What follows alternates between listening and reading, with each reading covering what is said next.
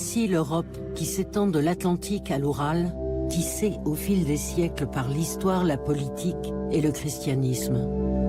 Les hommes y ont bâti des cathédrales, des églises, des chapelles, des monastères et des abbayes, à la croisée des arts, des sciences et des cultures. Au cours du temps, des communautés de moines et de sœurs ont incarné l'âme de ces monuments emblématiques. Aujourd'hui, ces lieux historiques sont-ils des musées ou toujours habités par des religieux? Quels sont ces hommes et ces femmes qui, au XXIe siècle, choisissent de se retirer dans les monastères?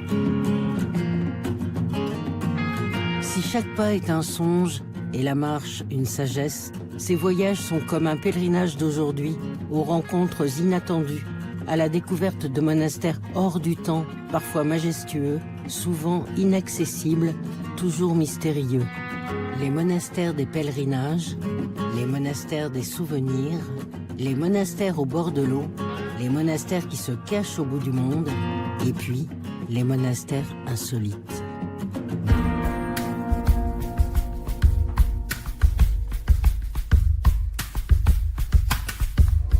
De l'Irlande à la Russie, de la Grèce à la Pologne, des communautés de frères et de sœurs catholiques et orthodoxes nous ont ouvert leur intimité, parfois le secret de leurs cellules et en écho de leurs chants, partagé en confidence leur spiritualité en témoignant de l'invisible.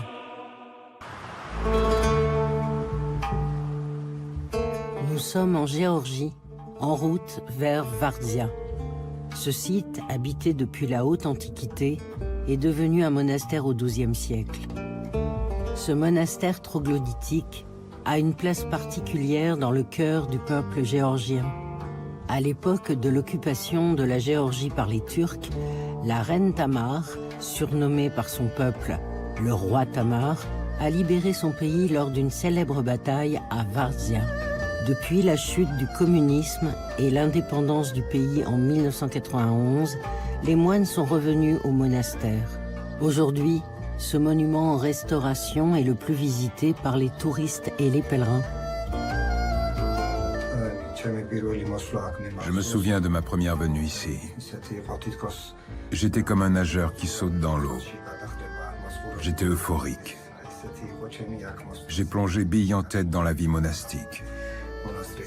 J'avais l'impression que j'étais né ici et que j'y étais lié de toute mon âme. Je me rappelle très clairement ma première venue ici.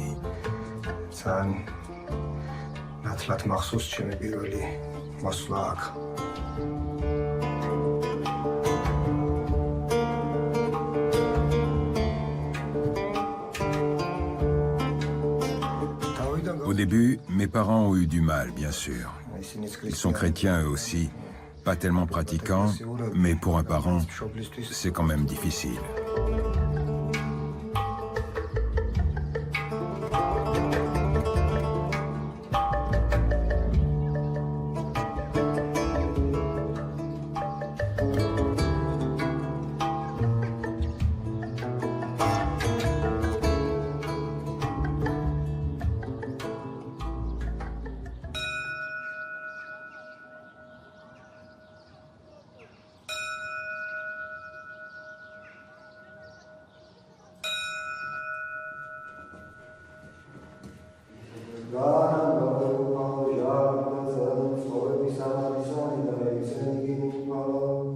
Alleluia, alleluia, alleluia, başındamato. Alleluia, alleluia, alleluia, başında kumarto çanadina. Vodilom şeuratskas maşenevel seikmna tapideta. Kristus şovrelsa deda sanalisasa. Galo bidvalidete.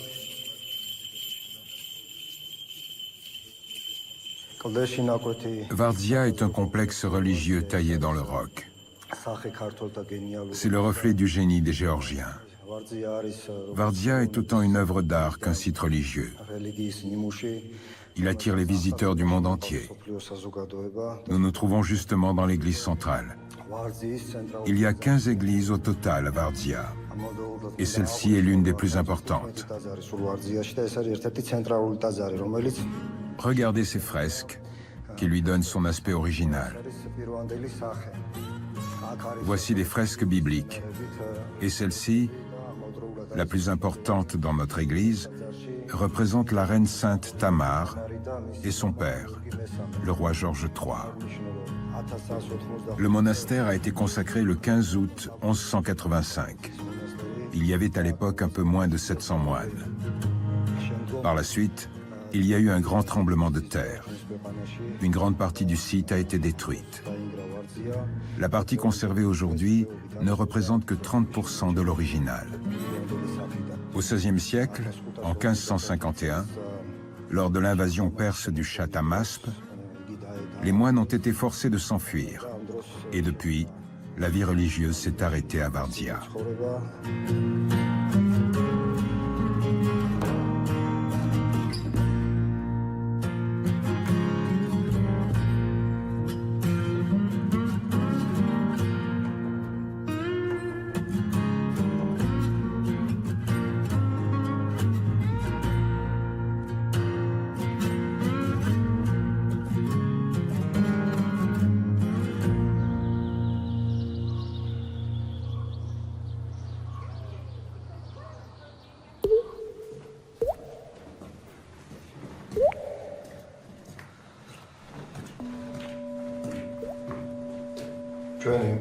Nous nous trouvons à la source qui se situe à côté de l'église centrale de Vardia, qu'on appelle de façon symbolique les larmes de Tamar.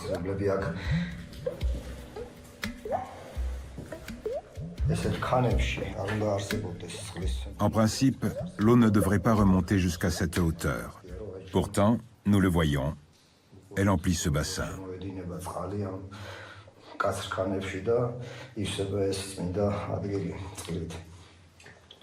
Cette source est également connue pour ses vertus miraculeuses. De nombreux pèlerins ont été guéris après avoir bu de son eau.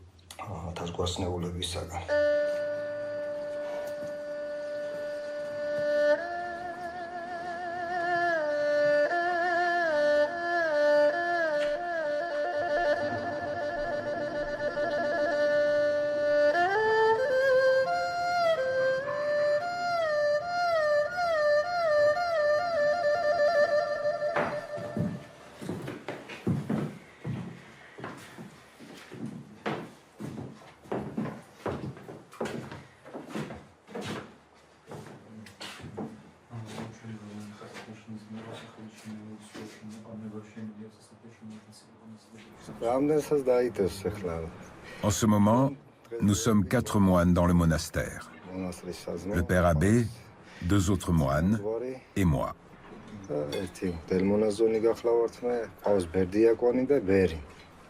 Je suis également prêtre. Nous n'avons pas de novices aujourd'hui. Mais souvent, des hôtes viennent, restent quelques mois et finissent par choisir la vie religieuse auprès de nous.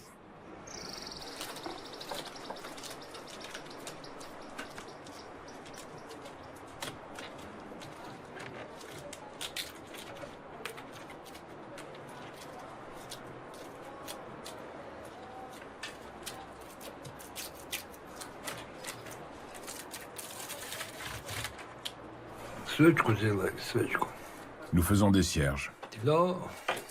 Des cierges pour les gens qui viennent prier. En fait, à première vue, vivre dans un monastère est très difficile, absolument à tout point de vue. Parce que c'est un renoncement à soi-même. La prière, la pénitence, la surcharge physique. Mais bon, la proximité avec le Seigneur vous rend tout facile. C'est vrai que ce n'est pas toujours facile, mais ça va. On se sent proche de la vérité.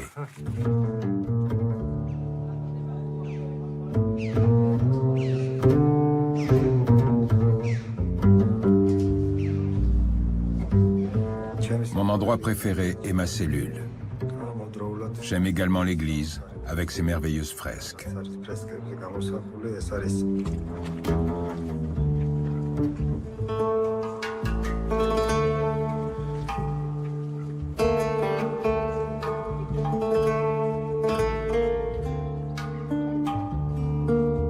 Ce que je vois, en premier lieu, je vois un rayon, de la lumière et aussi de la chaleur. La matière du cierge. Un moine agit tout d'abord pour sa propre âme, mais il peut, par sa prière, sauver de nombreuses personnes.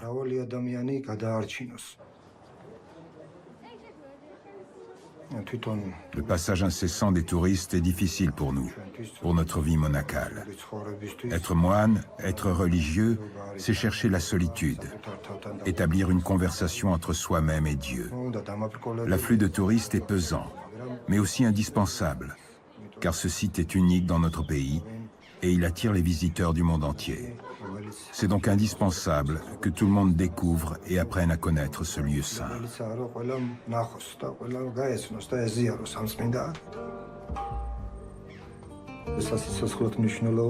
Les 4 éléments sont importants pour vivre. Mais parmi eux, je distinguerai l'eau. Parce que, comment dire,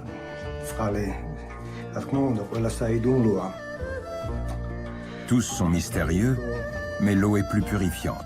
Et c'est pourquoi je choisirai l'eau, même si je les aime tous.